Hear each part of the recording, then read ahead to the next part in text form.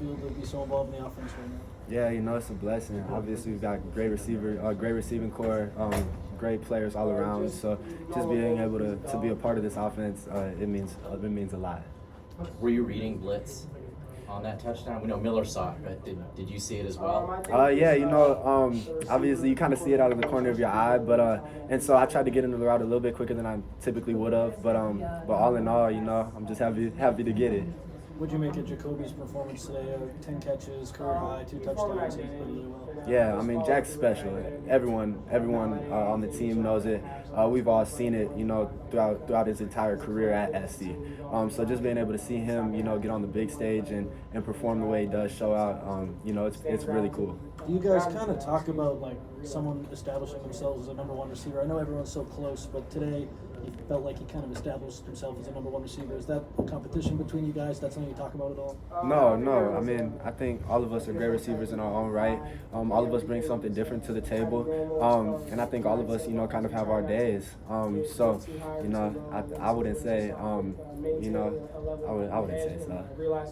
What you think of Miller's spin move and touchdown? Man, that was super cool.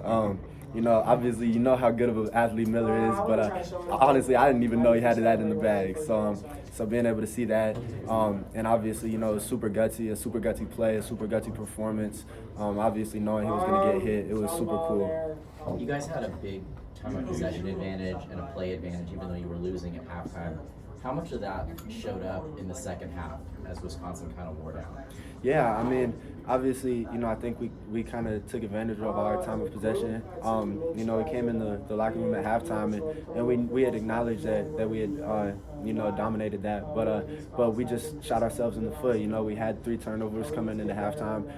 So our big message was kind of just, take care of the ball, and we'll be able to turn things around, which obviously being able to go out there, we didn't have any more turnovers.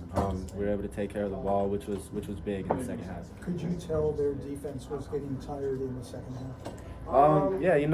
They have some great players, but I think we were just able to continue climbing, which was a big part. I think we were able to continue, bringing energy, and we kept feeding off of each other as we continued to make plays. What was different in the second half compared to the first half, do you think? I think to be honest, just our energy. I think our energy was off in the first half. We weren't making a ton of plays, and we were facing a lot of adversity. But coming in the locker room in the second half, or at halftime, we were able to learn from the lessons we were taking last week. Obviously, last week we were in the same position at halftime, and it didn't go the way we wanted to, but we showed how resilient we were, and I think we were able to take those lessons into this week and build off of them. Let's do one more. This team seems better capable of making just those second half adjustments. Anything in particular, anything about the culture that's changed this year that's kind of lent itself maybe to that? Yeah, I think just how resilient we are. It feels like this year when we do face adversity, it brings us closer. And obviously when we're closer, we play better. And so, these past couple of games, we've seen adversity, and we've seen a lot of adversity. But I think we've showed that we were able to overcome that, and ultimately, this week we were able to come out with the win. Thanks, Duce. Thank you.